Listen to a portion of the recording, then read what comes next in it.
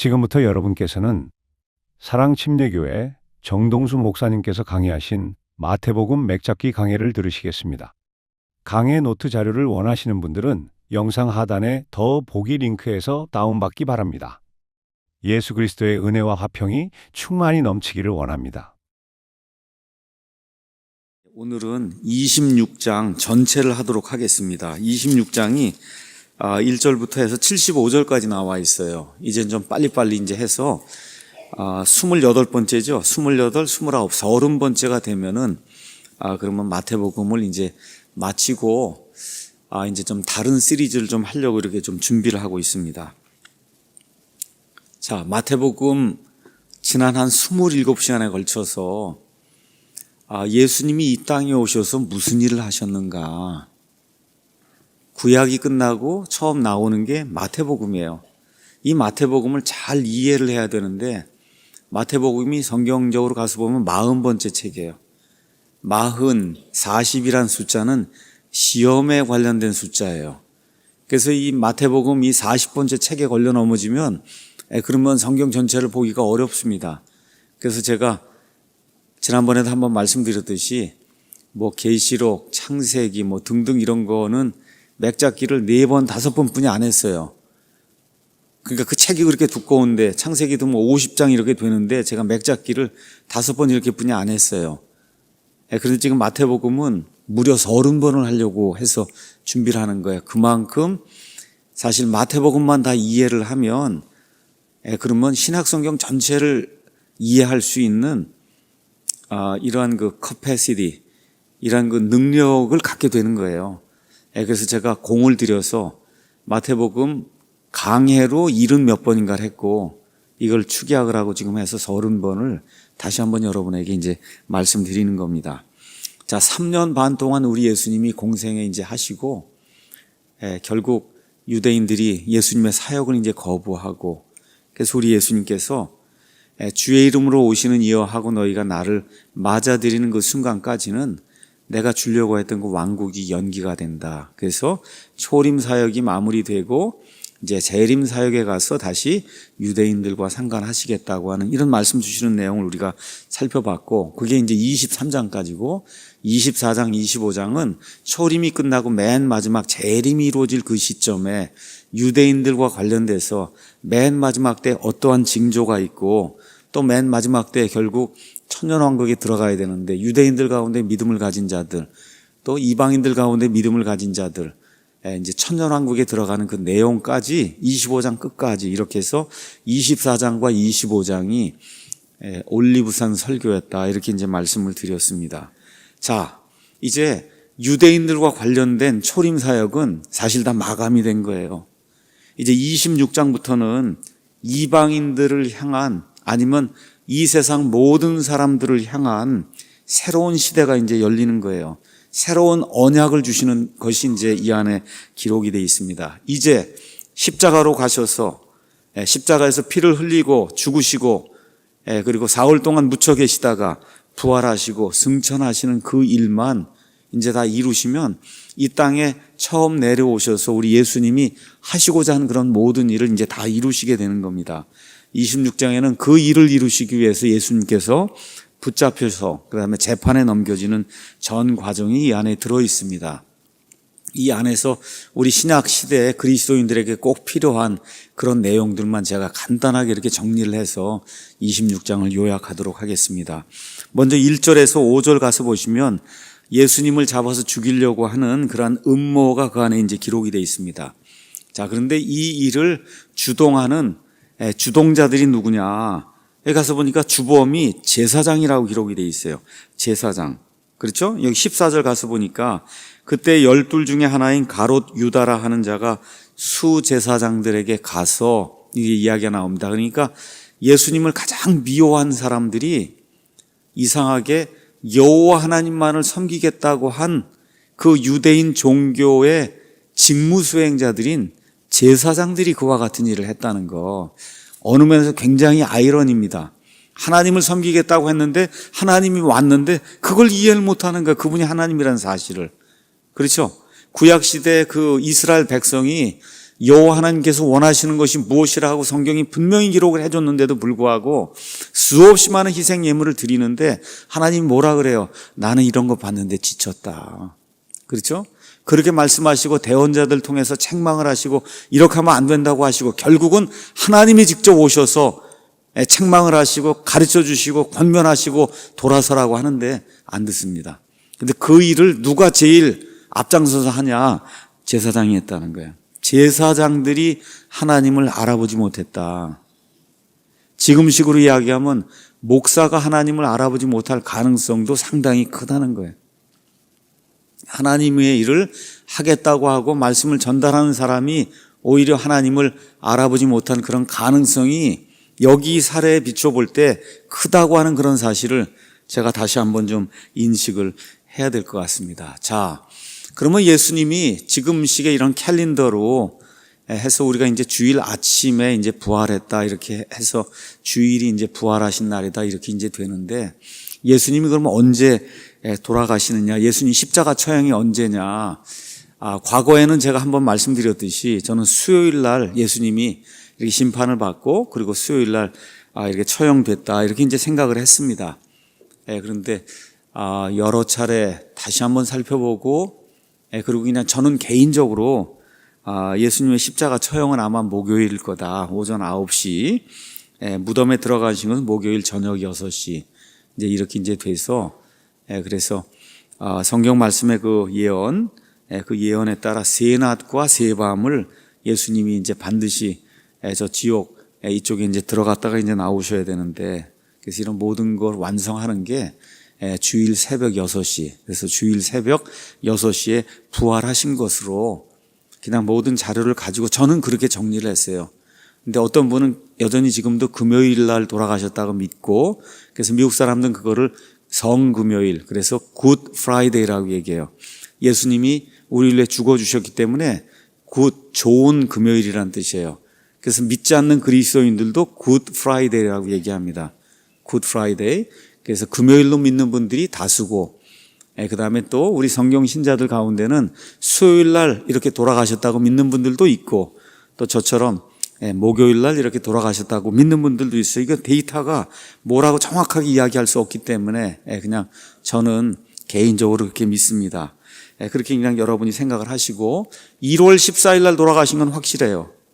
왜냐 1월 14일이 6월절이고 예수님이 6월절 어린 양으로 오셔서 그래서 인류의 죄를 대속하셔야 했기 때문에 6월절에 돌아가신 건 확실하다.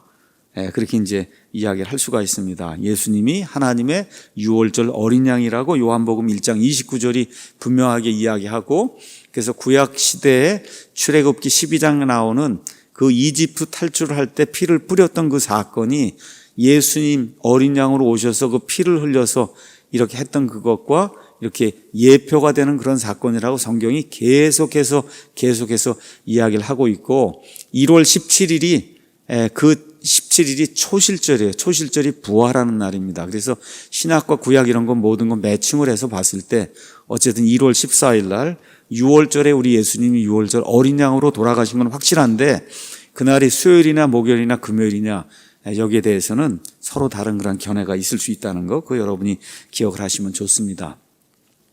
자, 6절에서 이제 13절에는 예수님께서 베다니에 나병 환자가 있었어요. 이름이 시몬입니다. 나병 환자 그 시몬의 집에 이제 계실 때 한 여자가 아주 엄청나게 귀한 그 나드 향유 옥합을 가져와서 깨트려서 예수님께 붓는 이런 사건이 이 안에 이제 기록이 되어 있습니다. 그냥 귀중한 향유 옥합이라고 되어 있는데 마가복음, 요한복음 가서 보면 그 값이 300데나리온이라 그랬어요. 300데나리온. 한 데나리온이 그 당시 이렇게 사람이 일하러 이제 남자가 나가면 그렇게 하루 품삯이 1데나리온이라고 그렇게 얘기를 했으니까 그냥 우리 식으로 얘기해서 그냥 하루 품삯이 지금 10만 원이다 그러면은 그럼 곱하기 300을 하면 얼마가 되는 거예요? 그러면 3천만 원 정도 되는 거예요. 유대인들은 이 옥합 이게 굉장히 중요하게 생각을 했어요. 왜 중요하느냐? 사실 그 유대 지방 이런 데는 목욕을 할 수 있는 그런 시설이 별로 없어요. 물이 귀합니다. 그렇죠? 이게 물이 굉장히 귀해요. 그래서 누가 오면 이렇게 물을 대접하고 뭐 발을 씻으라고 하는 게 이게 굉장히 큰 대접을 하는 거예요. 이게 귀하기 때문에 사실 목욕을 하고 이렇게 하기 쉽지 않은 거예요. 이렇게 하니까 결국 자꾸 냄새도 나고 이렇게 하다 보니까 이런 그 향유 이런 거를 해서 좀 이렇게 바르고 이렇게 하는 게 이게 아주 대단히 중요한 거였어요. 이렇게 이제 하다 보니까 향유가 이제 그레이드가 많이 있겠죠. 이 중에 지금 예수님께 바친 그 향유는 최고 그레이드 3천만 원짜리 그러한 거에 3천만 원, 요 단지 하나에 3천만 원이 되는 이걸 갖고 와서 예수님 발에 이제 붓는 이런 사건이 이제 발생을 하게 된 겁니다. 그랬더니 제자들이 보고 분개했다는 거예요. 여기 가서 보니까 그렇게 기록이 돼 있어요. 8절에 그분의 제자들이 그것을 보고 분개했다. 다른 복음서에 가면 그 분개한 대표자가 누구라 그랬어요? 가룟 유다라고 그렇게 기록이 돼 있습니다. 근데 분개할 만도 하죠. 이게 3천만 원어치예요, 여러분. 그걸 발에다 갖다 이렇게 해서 깨트려서 부었으니까. 그러니까 이 향유를 비싸게 이거 팔아갖고 가난한 자들에게 주면 얼마나 좋겠느냐. 그것도 뭐 정당한 그런 이유가 될 수가 있습니다. 근데 우리 예수님께서 우리가 생각하는 거하고는 반대가 된다 그럴까? 그런 말씀을 또 하시는 거예요. 너희가 어찌하여 그 여자를 괴롭게 하느냐? 그 여자는 내게 선한 일을 하였느니라. 가난한 자들은 항상 너희와 함께 있거니와 나는 항상 너희와 함께 있지는 아니하니라. 그녀가 내 몸에 이 향유를 부은 것은 나를 장사 지내기 위함이니라. 진실로 내가 너희에게 이르노니 온 세상 어디든지 이 복음이 선포되는 곳에서는 사람들이 이 일 곧 이 여자가 행한 일도 말하여 그녀를 기념하리라. 자, 잘 들으셔야 됩니다. 이걸 가지고 또 뭐 교회 헌금하라 이렇게 오용하면 안 되는 거고, 예수님이 지금까지 이런 거 요구한 적이 별로 없었어요. 이 공생의 사역 중에. 근데 지금은 맨 마지막 예수님이 지금 죽는 그 순간에 지금 와 있어요. 그 순간에 이 여인이 앞날을 내다보고 이 일 한 거에 대해서 지금 칭찬하는 거예요. 문맥을 잘 이해하셔야 됩니다. 뭐 교회 헌금 내라 이런 걸로 지금 문맥 얘기하는 게 아니라는 거. 그걸 꼭 기억을 하시고, 어떤 경우에는 그리스도를 사랑하는 것이 심지어 가난한 형제들 찾아보고 돌보는 것보다 훨씬 더 필요할 때가 있다는 거. 이걸 꼭 기억을 해야 된다는 거. 그러니까 교회가 어떤 일을 할 수가 있어요. 가난한 자를 도와주는 거 이런 거 할 수가 있어요. 그런데 어떨 때는 교회의 본질이 되는 어떤 것을 위해서, 가난한 자들보다 교회의 본질이 되는 어떤 것들을 위해서 돈을 더 많이 써야 될 그런 때도 있다는 겁니다. 매번 그렇게 한다는 것이 아니라, 그런 차이를 저와 여러분이 좀 이해를 좀 하셔야 돼요. 그래서 그리스도를 사랑하는 거, 이거 자체가 어떨 때는 이와 같은 많은 물질로 나타날 때가 있다는 것을 저와 여러분이 좀 기억을 해야 돼요. 첫 번째, 이 여인은 예수님이 경배받으실 분이라는 사실을 인지를 했어요. 그리고 또 뭘 인지를 했냐? 하나님께 나와 하나님을 섬긴다고 할 때는 희생이 있어야 된다는 걸 인지를 했습니다. 자, 그리고 또 뭐를 인지했냐? 예수님의 죽음이 예수님의 탄생보다 훨씬 더 중요하다는 걸 인지를 했어요. 예수님 탄생하셨을 때 동방의 지혜자들이 와서 많은 보물을 드리고 이렇게 했습니다. 그렇죠? 근데 지금 이 여인이 어떻게 한 거예요? 이 예수님 탄생보다 죽음이 더 중요하다는 걸 인식을 하고, 그리고 건 1년치 이 봉급에 해당되는 그와 같은 향유를 가져다가 그냥 발에다 부은 거예요. 자, 그래서 이렇게 했더니 어떤 일이 생겼어요? 향유를 부었더니 그 향유가 그냥 온 집에 가득했겠죠. 그러니까 예수님에 대한 그 헌신이 올바르게 되면은 그러면 많은 사람들을 기쁘게 하는 냄새를 풍긴다는 거. 이것도 하나님 우리에게 이제 가르쳐 주세요.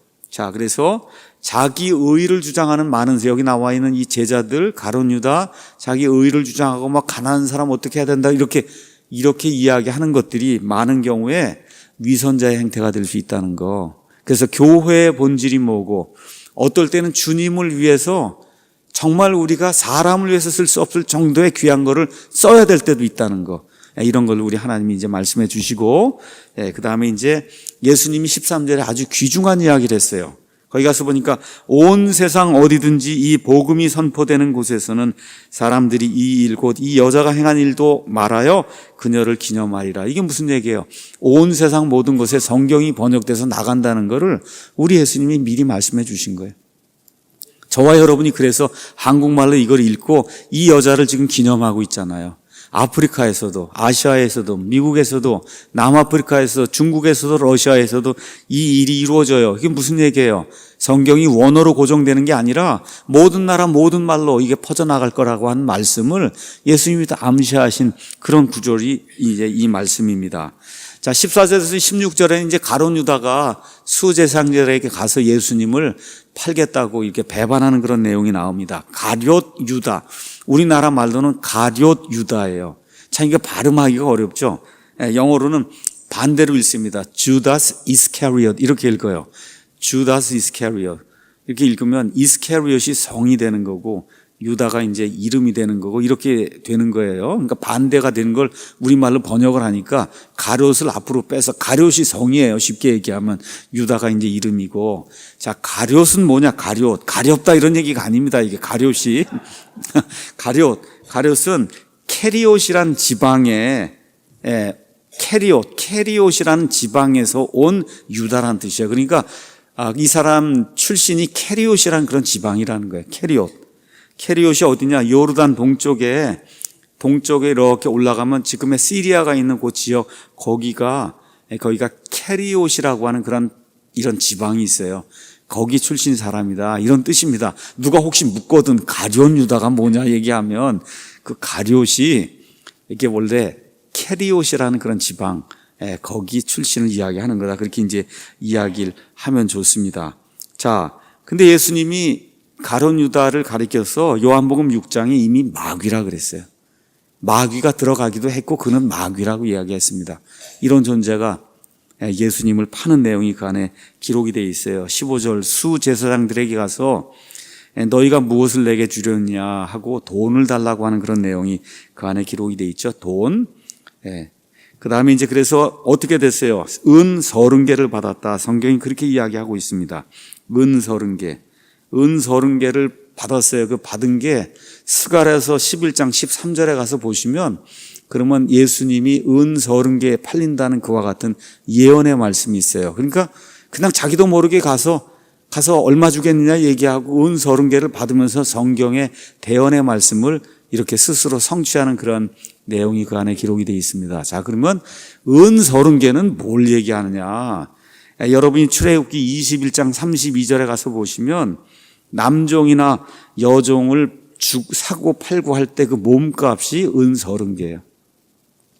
그러니까 예수님의 몸값이 남종이나 여종의 몸값 정도밖에 안 된 걸로 취급을 하고 자기 선생을 팔아버리는 이런 안타까운 일이 이제 성경에 이제 기록이 되어 있는 겁니다. 자, 17에서 이제 20절 거기에는 무교절 이야기가 나옵니다. 무교절. 자, 무교절의 첫날이다. 이렇게 얘기해요. 무교절의 첫날. 자, 원래 성경 가서 보시면 출애굽기 12장에 1월 14일 날이 6월절이고 14일 저녁이 바로 끝나면서 곧바로 어떻게 돼요? 15일이 시작이 돼요. 유대인들의 날은 저녁 6시부터가 시작이 되는 거예요. 그러니까 14일 저녁 해서 지금식으로 얘기하면 14일 돼갖고 저녁 6시 이게 다 끝나면 바로 15일이 이제 되는 거거든요. 자, 이렇게 이제 돼서 사실은 차이가 있습니다. 14일, 그 다음에 15일 이렇게 이제 차이가 있는 건데 성경 여기 신약 시대에 이제 와서 보면 그 사건이 생긴 이래로 한 1500년 정도 이제 시간이 이렇게 지나가는 가운데 사실 14일 저녁 시작 끝나자마자 곧바로 15일이 되는 거니까 그러다 보니 6월절하고 무교절을 그냥 합쳐서 무교절이라고 부르고 또 무교절의 첫날이라고 부르는 이와 같은 일이 발견되고 있다는 거, 그걸 여러분이 그냥 기억하시면 좋습니다. 자, 21절에서 25절에는 6월절 식사를 하는 거예요. 6월절 기념 식사를 하는 그런 내용이 그 안에 이제 기록이 돼 있고, 그 다음에 21절에서 26절 그들이 먹었다라고 하는 그런 기록을 이제 살펴보면 가룟 유다도 그 자리에 같이 12제자 그 자리에 같이 있었다는 그런 사실을 우리가 이제 알 수가 있습니다. 자, 26절에서 이제 30절이 우리 이 신약시대 성도들에게는 어느 면에서 마태복음에서 가장 중요한 그런 구절이 될 수도 있어요. 여기에 예수님께서 주의 만찬을 제정하시는 그런 내용이 이제 그 안에 기록이 되어 있습니다. 주의 만찬, 마귀가 제일 싫어하는 그런 그 대목입니다. 주의 만찬이에요. 여러분, 성만찬이 아니고 주의 만찬이에요. 그게 성경적인 이름이에요. 주의 만찬, Lord's Supper, 주님이 주시는 만찬, 저녁 만찬입니다. 천주교인들은 모든 거에다 다 성을 갖다 붙여요. 성가정 해야 된다 그러죠. 그렇죠. 무슨 병원이 성심이죠. 성심여대 성심. 하여튼 성을 다 갖다 붙여요. 모든 거에다가.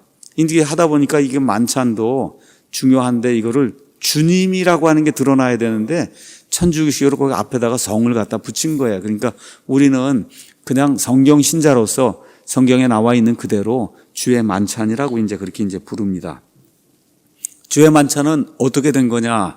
여기 기록을 가서 보니까 유대인들이 이제 6월절 그 어린 양을 잡고 이렇게 하면서 예수님 오시기 약 1500년 전에 이집트에서 하나님께서 이들을 구출해 주신 거, 이 은혜를 감사하기 위해서 모여서 행하는 그와 같은 6월절 기념 만찬이 있었습니다.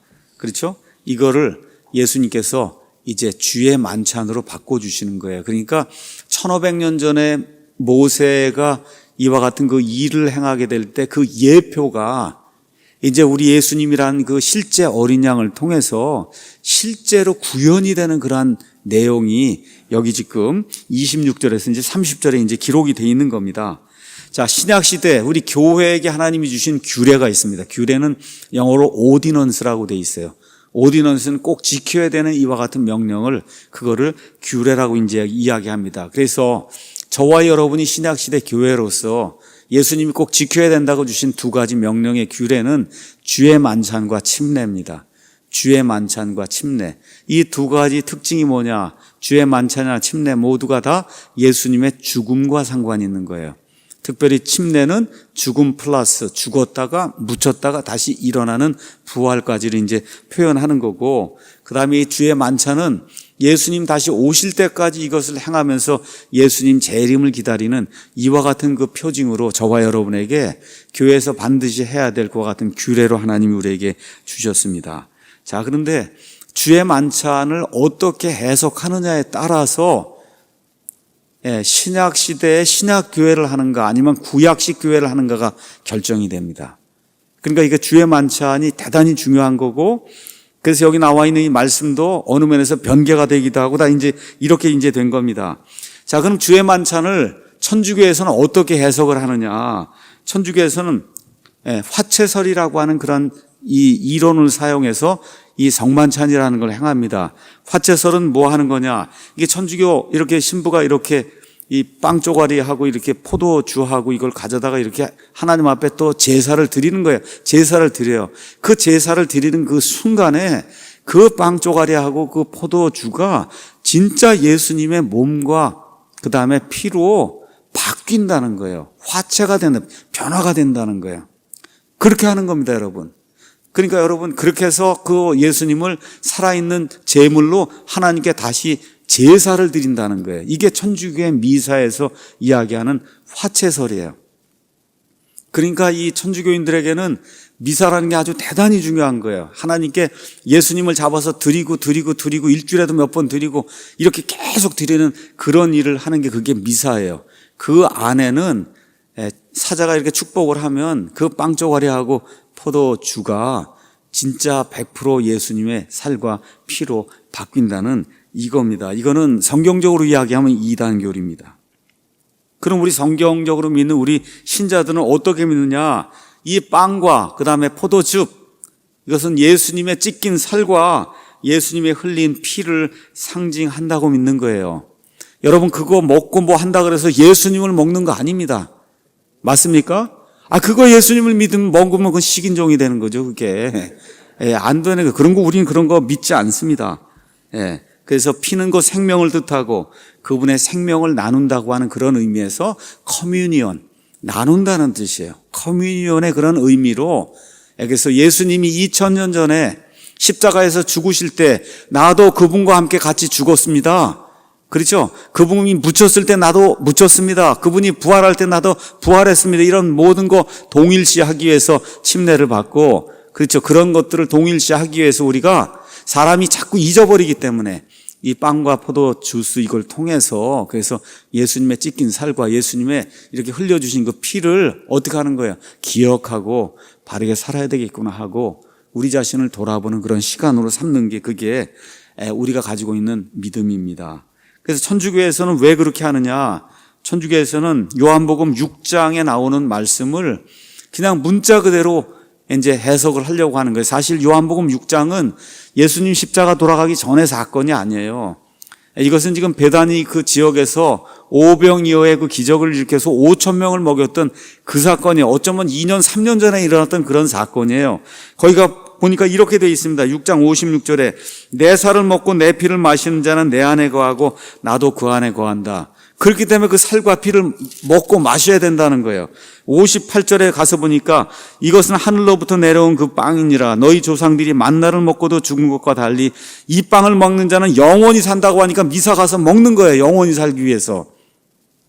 문자 그대로 이렇게 이걸 해석을 하는데 예수님이 뭐라 그래요? 바로 그 다음에 63절에 뭐라 그래요? 살리는 것은 영이며 육은 아무것도 유익하게 하지 못하느니라.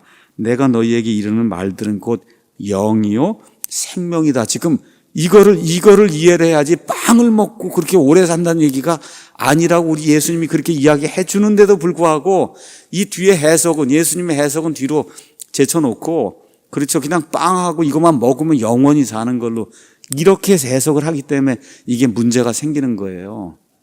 그래서 이런 것들 저와 여러분이 기억을 하면 좋습니다. 자, 그러면 예를 들어 마태복음 26절에 예수님이 잔을 집으사 감사를 드리시고 그들에게 주시며 이르시되 너희는 다 그것을 마시라. 그럼 잔을 짚고 이제 마시라 그러면 잔이 그분의 피예요?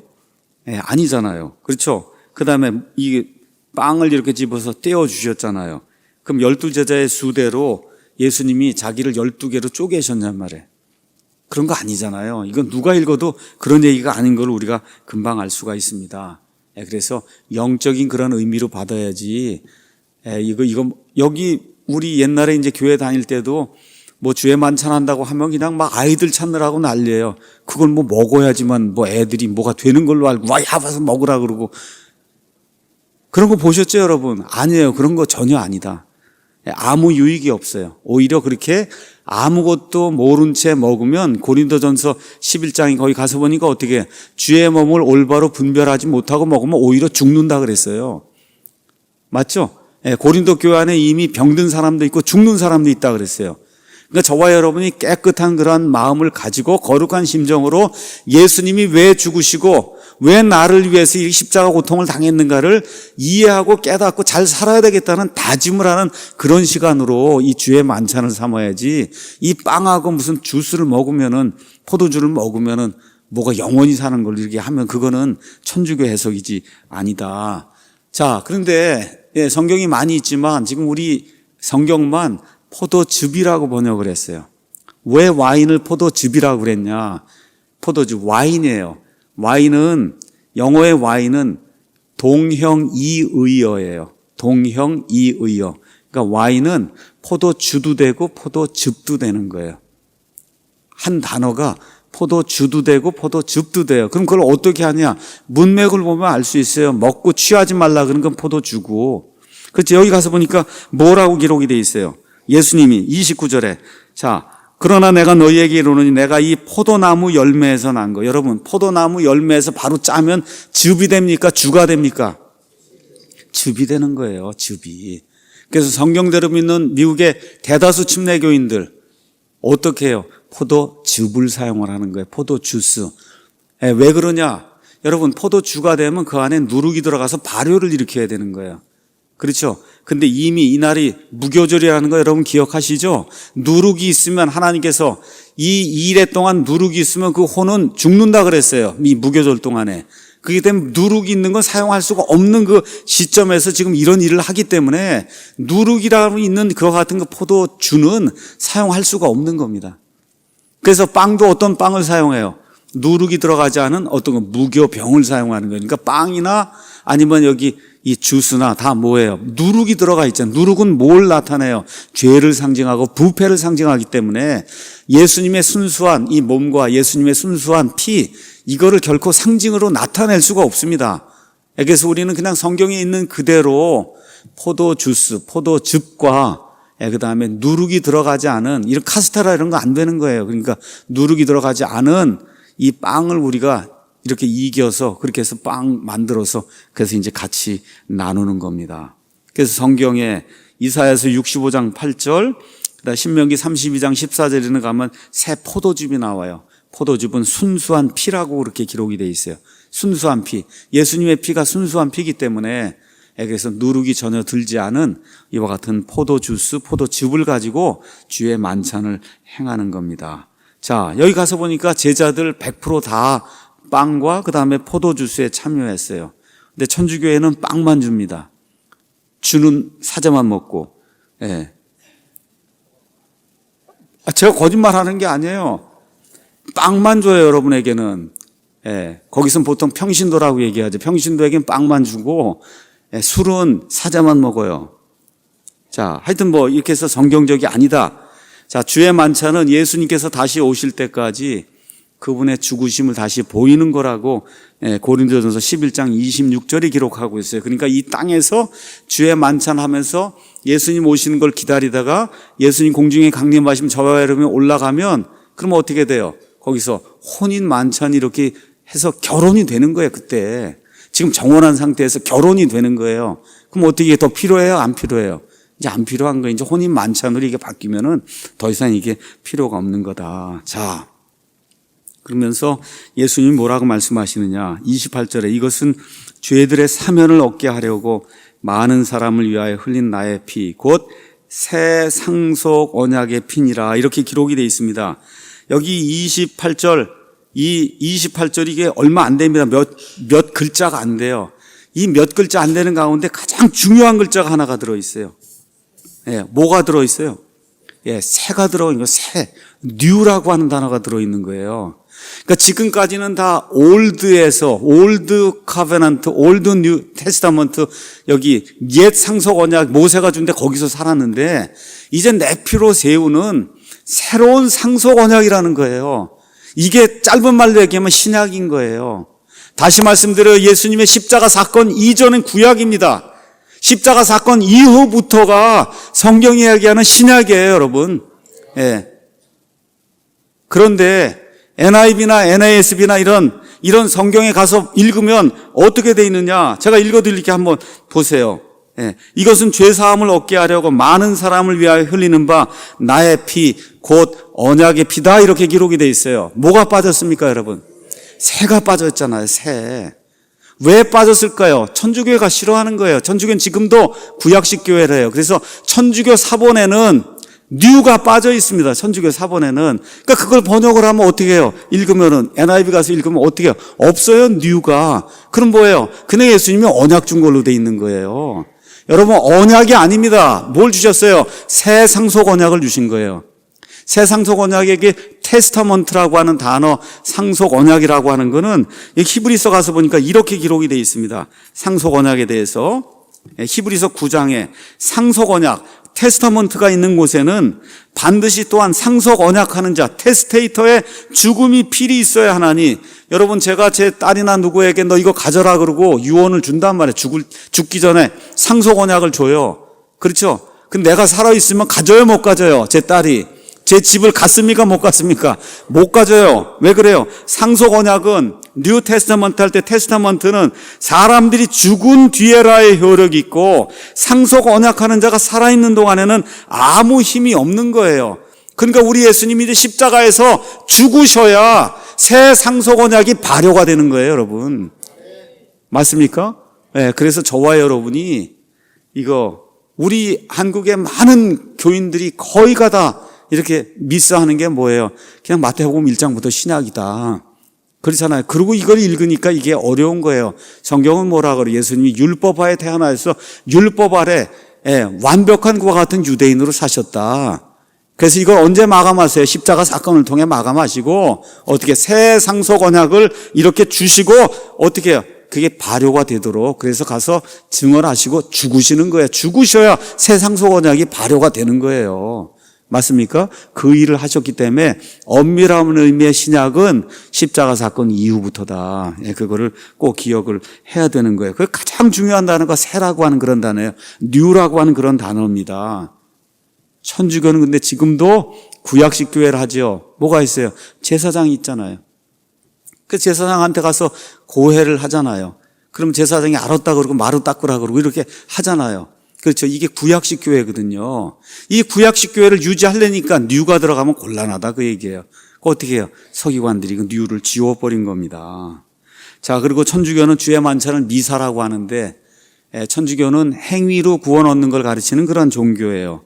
그래서 어떻게 하냐? 일곱 성사를 받아야 그래야 구원받는다.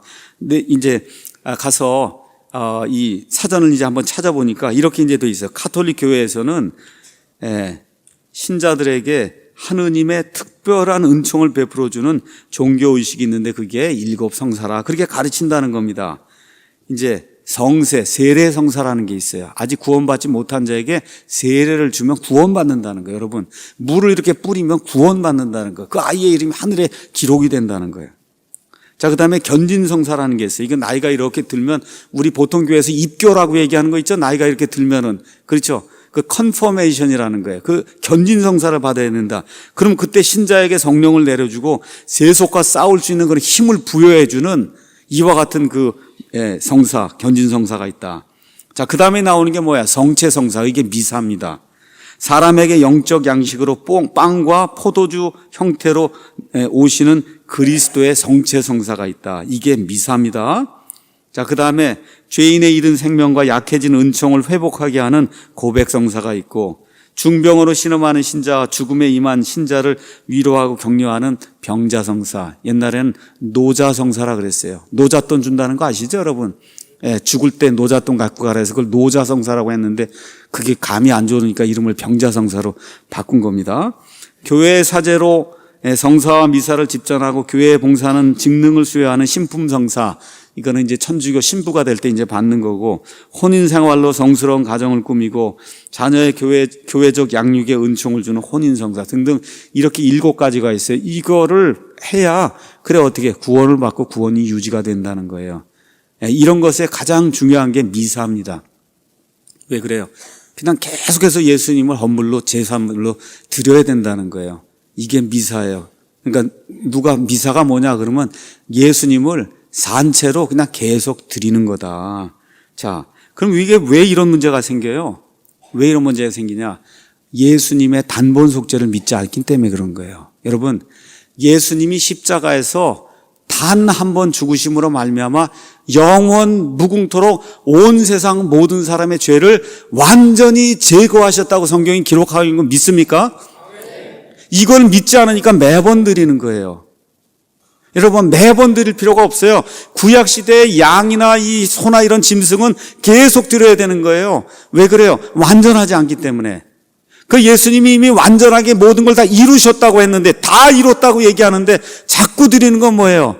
예수님을 모욕하는 거다, 그 얘기입니다. 예수님을 모욕하는 거예요. 예수님의 십자가의 단번 희생을 모욕하는 거예요.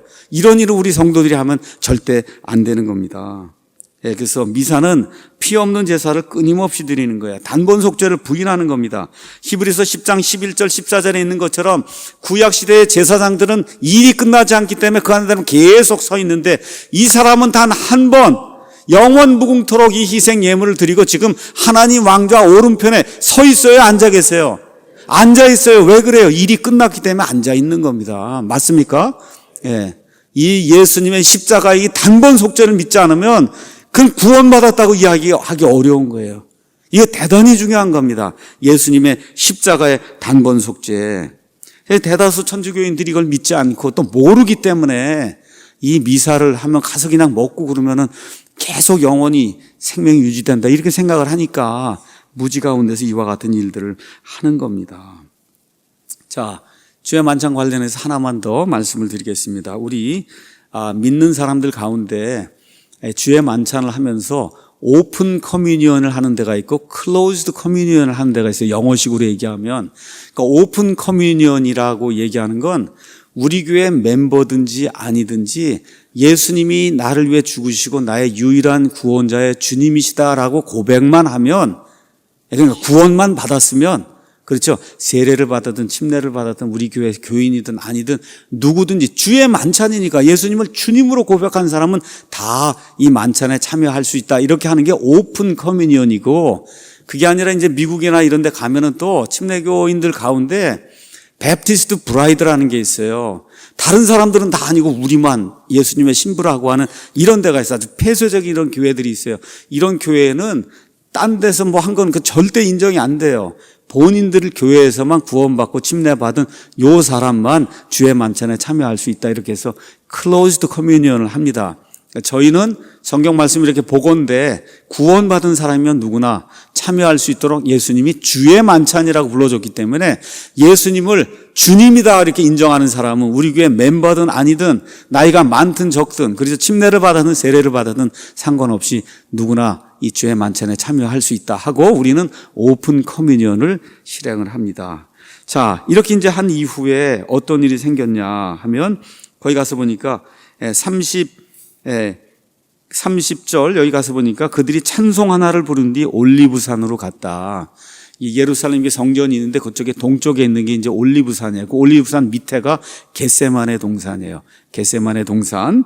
자, 거기 가서 노래를 한 곡 불렀다. 여러분, 이 히브리 사람들이 이러한 그 어떤 의식을 행할 때 시편 113편에서부터 118편까지 그 6개 시편을 할렐 시편이라고 이렇게 따로 떼어놓고 그 중에 하나 부를 때도 있고 2개 부를 때도 있고 6개인데 6개를 다 부를 때도 있고 하여튼 어쨌든 6월절 행사가 시작이 되니까 노래를 하나 불렀다고 했을 때는 시편 113편에서 118편까지 그 6개 중에 하나를 부른 걸로 그렇게 이제 이해를 하시면 됩니다.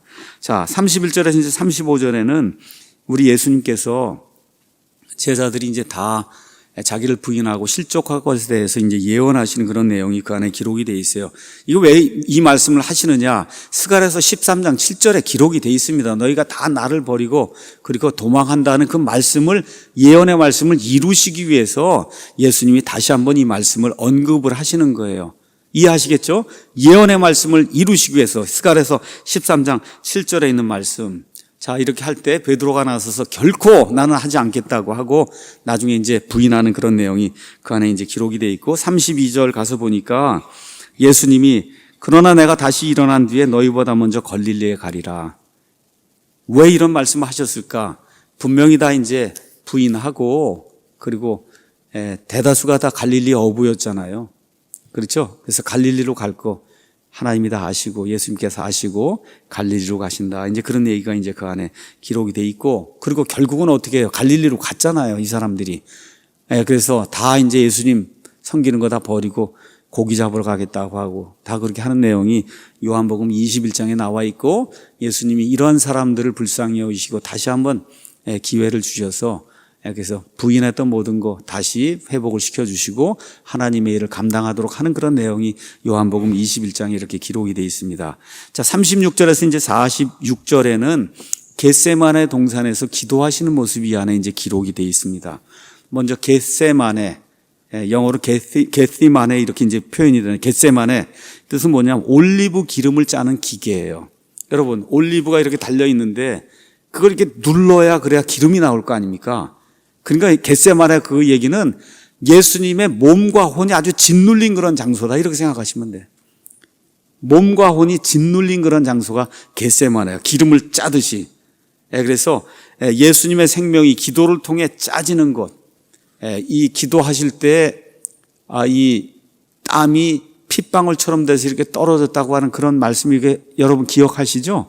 그 정도로 이 눌려서 그 예수님이 이렇게 짜진 올리브나무 열매가 이게 짜지는 것처럼 이렇게 혼이 눌려갖고 짜진 그와 같은 장소가 거기가 이제 겟세마네입니다. 여기에서 예수님이 순종과 기도의 모범을 보여주세요. 순종. 우리 사람으로서는 이런 고난을 당하고 할 때 도저히 할 수 없는 그런 일을 우리 예수님이 하시죠. 내 뜻이 아니라 아버지의 뜻이 이루어지길 원한다. 이거 참 이게 사람이 하기 어려운 그런 일인데 우리 예수님께서 이제 그런 일을 하시는 내용이 여기 겟세마네 기도 안에 이제 들어있어요. 또 어떤 기도냐? 고독한 기도예요. 왜 그래요? 아버지가 본인을 버리는 거예요. 그러니까 나의 하나님이여 어찌하여 나를 버리시나. 진짜 버리시는 거예요. 그래서 어떻게 됐어요? 십자가에 달릴 때 예수님이 100% 죄가 된 겁니다, 여러분. 죄가 된 거예요. 그래서 이 겟세마네와 이 십자가에서 하나님이 벌이잖아요. 이 벌이는 그게 우리 예수님으로서 감당할 수 있는, 뭐라 그럴까, 예수님이 감당해야만 하는 가장 비참한 형벌이에요, 그게. 여러분, 하나님으로부터 멀리 떠나는 게 그게 둘째 사망이에요. 나중에 불호수에 들어간다니까 하나님이 임재를 떠나는 거예요. 근데 십자가에 달린 그 순간에 어떻게 됐어요? 하나님이 이게 죄덩어리가 돼갖고 하나님이 뒤를 돌아보셨어요. 그러니까 어떻게 떠난 거예요. 그렇죠? 그러니까 예수님이 하나님으로도 받을 수 있는 지옥의 그와 같은 그 형벌을 이 겟세마네와 십자가에서 다 당하시는 거다. 저와 여러분 죄가 있으면 그러면 어떻게 마땅한 형벌을 받아야 되나요? 우리 예수님이 그 형벌을 받으셨다니까. 지옥 형벌을 겟세마네와 십자가에서 받으셨다고. 저와 여러분을 향해서. 그래야 공정한 거 아닙니까? 그래야 죄를 지신, 그렇죠, 그 형벌을 담당하신 그와 같은 구원자가 되실 수 있는 거예요. 거기에 겟세마네와 십자가가 있는 거다. 그걸 저와 여러분은 기억을 하시면 좋습니다. 39절 거기 가서 보시면, 오 아버지여 가능하시거든 이 잔을 내게서 지나가게 하시옵소서. 그러나 내 뜻대로 하지 마옵시고 아버지의 뜻대로 해라. 이 잔이 뭐냐? 어떤 사람들은 아버지 저를 죽이지 말아 주십시오. 여러분 그런 거 아닙니다. 예, 성경 어디에 봐도 예수님이 죽는 거에 대해서 염려하신 적이 없습니다. 심지어 히브리서 12장 2절 가서 보시면 이렇게 기록이 되어 있어요. 히브리서 12장 2절 아주 위대한 그런 구절이에요. 우리의 믿음의 창시자여 또 완성자이신 예수님을 바라보자. 그분께서는 자기 앞에 놓인 기쁨으로 인해 십자가를 견디사 그 수치를 멸시하셨다 그랬어요. 그러니까 예수님이 죽음을 무시하거나 무서워하고 그런 게 아니에요. 심지어 그 당하는 수치를 멸시했다고 그렇게 기록이 되어 있습니다. 육체적 죽음을 피하려는 게 아니야. 잔을 마시는 거 그거를 지금 피하려고 노력을 했어요.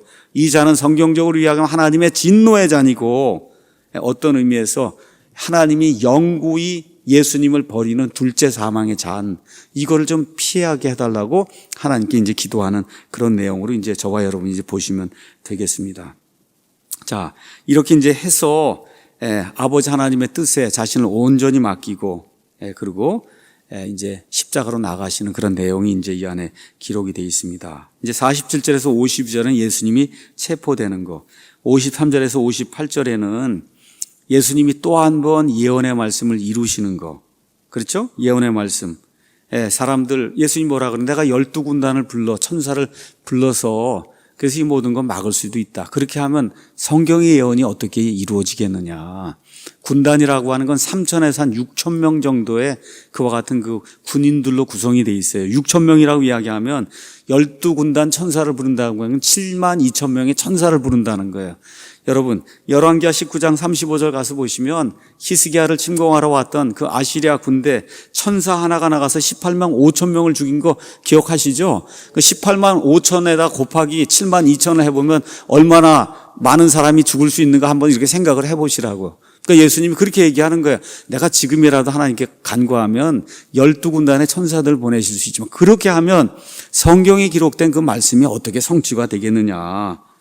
이렇게 이제 하는 내용이 그 안에 기록이 되어 있습니다. 59절에서 68절에는 대제사장이 예수님을 신문하는 내용이 있습니다. 자, 신문하는 그 내용이 뭐냐 하면 그게 아주 중요한 거예요. 저와 여러분도 같이 그 질문에 대답을 해야 되는 겁니다. 자, 이렇게 해요. 63절에 예수님께서 잠잠해 아무 대답도 안 하니까 대제사장이 응답하여 그분께 이르되 내가 너로 하여금 살아계신 하나님을 두고 맹세하게 하노니 내가 하나님의 아들 그리스도인지 우리에게 말해라. 예수님에게 지금 묻는 거예요. 내가 하나님의 아들이냐, 내가 그리스도냐 하고 지금 묻는 거예요. 여러분, 예수님이 하나님의 아들이신 사실 믿으십니까? 예수님이 그리스도란 사실 믿으세요? 하나님의 아들이라고 하는 거는 유대인들의 개념에서는 아버지 하면 그 아들, 나는 저 사람의 아들입니다. 그러면 아버지하고 내가 동등하다는 이야기하는 거예요. 그러니까 지금 여기 대제사장이 다 이해하고 있는 거예요. 너가 하나님의 아들이라 그랬지. 그 얘기인 건 너가 하나님이란 얘기인데 너가 하나님의 아들이라고 그 한번 다시 한번 얘기해봐라. 내 앞에 지금 그 얘기를 하고 있는 거예요. 그래서 예수님이 내가 하나님의 아들이라는 그런 사실을 당당히 밝히시고 구약 성경에 예언이 된 다윗의 왕좌에 앉아서 온 세상과 이 유대인, 이 이방인 왕국, 이스라엘 왕국을 통치할 그리스도 메시아라고 하는 그런 사실, 이런 사실을 물을 때 우리 예수님이 당당하게 내가 그렇게 말하였다. 이렇게 하면서 예수님이 나가시는 그런 내용이 그 안에 기록이 되어 있습니다. 그래서 예수님이 누구시냐? 이게 저와 여러분을 살리냐 죽이느냐 하는 그런 질문입니다. 예수님이 누구시냐? 예수님이 하나님이고 믿으세요. 하나님이신데 저와 여러분을 구원하시기 위해 이 땅에 사람의 몸을 입고 오셔서 100% 하나님, 100% 사람인 분이에요. 온 우주 공간에 유일무이한 분이에요. 100% 하나님, 100% 사람. 맞습니까, 여러분? 이 대답이 나와야 되고 동시에 나의 구원자라고 하는 그런 대답이 나와야 돼요. 이게 침례를 하거나 이렇게 물을 때 예수님이 누구냐 이렇게 물을 때 세상의 구원자다 이렇게 하면 뭐 틀린 건 아닙니다. 나의 구원자가 되셔야 돼. 나의 구원자.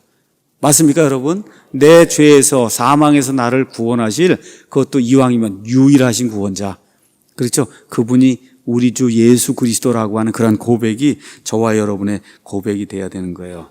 그 예수님께서 기다 아니다 확실하게 이렇게 이야기는 안 하시고 내가 말하였다 이렇게 이야기한 다음에 예수님이 그거를 우회적으로 이렇게 표현합니다. 64절에 그러할지라도 내가 너희에게 이르노니 사람의 아들이 권능의 오른편에 앉아있는 것과 하늘의 구름들 가운데서 오는 것을 이후에 너희가 보리라. 그렇죠? 심판자로 온 세상을 심판하는 그런 분으로 온다고 이야기하면서 아주 간접적으로 내가 하나님의 아들이요 그 다음에 그리스도라고 하는 그런 사실을 말씀하시는 내용이 그 안에 이제 기록이 되어 있습니다. 그렇게 했더니 제사장이 알아들은 거예요. 그러니까 뭐라 그래요? 자기 옷을 찢으며 그가 신성모독하는 말을 했다는 거예요. 여러분 벌써 제사장은 알아들은 거예요. 너가 그 얘기를 한 거구나 하고 신성모독하는 말을 했으니 더 이상 우리에게 무슨 증인이 필요하겠냐. 가짜 증인들 다 데려다 놓고 해도 뭐 이러쿵저러쿵 얘기하는데 말이 안 맞습니다. 제사장이 물었어요. 하나님의 아들이냐? 그렇죠. 그리스도냐? 그랬더니 내가 재림하는 심판자다. 그렇게 얘기했더니 신성모독하는 말을 했다. 이렇게 해서 더 이상 증인 필요 없고 심판을 받아야 된다고 이야기하는 내용이 그 안에 기록이 되어 있고 69절에서 75절에는 베드로가 예수님을 3번 부인하는 그런 내용이 이 안에 이제 기록이 되어 있습니다. 여러분 다 잘 아시는 내용이기 때문에 제가 더 이상 이야기하지 않고 75절에 가서 보니까 베드로가 3번 부인하고 그리고 다른 그 성경에 가서 보니까 예수님이 베드로를 이렇게 봤다 그랬어요. 그러니까 얼마나 부끄러웠겠어요. 그렇죠. 예수님 잡혀가기 전에 저는 절대로 그런 일 안 한다고 그렇게 하고는 예수님 보는 앞에서 이렇게 비겁하게 이런 일을 했으니까 그래서 수탉이 울기 전에 내가 나를 3번 부인하려 하신 예수님의 말씀 곧 그분께서 자기에게 하신 말씀을 기억하고 나가서 비통하게 울었다. 제가 볼 때는 이게 구원받은 성도, 보통 성도들, 저를 포함한 모든 성도들이 걷는 길이라고 믿습니다. 여러분, 이렇게 부인하는 일이 저와 여러분도 장담할 필요 없다는 거예요. 베드로도 장담하고 부인했는데 저와 여러분이 부인 안 할 것 같아요? 제가 볼 때는 부인하는 게 오히려 정상인 것 같아요. 저는 정상인 것 같아요. 제가 봤을 때. 근데 하나님은 어떻게 해요? 다시 기회를 또 주시고 살려주시잖아요. 그렇죠? 이걸 초인간으로 만들려고 난 그렇게 생각하지 않아요. 이게 인간이다. 근데 그거를 또 불쌍히 여기시고 기회를 주시는 긍휼을 베풀어 주신 하나님이다. 그래서 부활 이후에 오직 베드로를 위해서 그래서 다시 한번 나타나셔서 내가 나를 사랑하느냐, 내가 나를 사랑하느냐, 내가 나를 사랑하느냐 해서 이 베드로의 실수 3번을 우리 예수님께서 3번의 나를 사랑하느냐라는 그런 질문을 통해 이 베드로의 이 낙담에 있는 그 혼을 이렇게 살려주셔서 베드로 때문에 교회가 형성이 됐잖아요. 여러분 오순절날 얼마나 엄청난 설교를 합니까? 그렇죠? 3,000명이 구원을 받고 그렇게 해서 5,000명이 구원을 받고 우리가 뭐 바울이 위대하다고 하지만 어쨌든 교회를 이렇게 신약 교회를 어느 면에서 세운 사람 베드로예요. 그렇죠? 이러한 일을 할 수 있도록 하나님이 힘을 주시는 거다. 그러니까 우리가 인생을 살다가 이런 일 생길 수 있다고 믿습니다. 저는 있다고 믿어요. 우리가 부인할 수도 있다고 믿는다. 그럼에도 불구하고 이미 구원받은 사람이에요. 하나님이 다시 한번 이렇게 뒤집어서 하나님의 일을 할 수 있는 그런 기회를 주시는 긍휼의 하나님이라는 사실을 기억하시고 뭐 장담할 필요 없다. 이렇게 생각하시고 베드로처럼 다시 회개하고 주님의 일을 감당하는 우리 모두가 되기를 간절히 원합니다.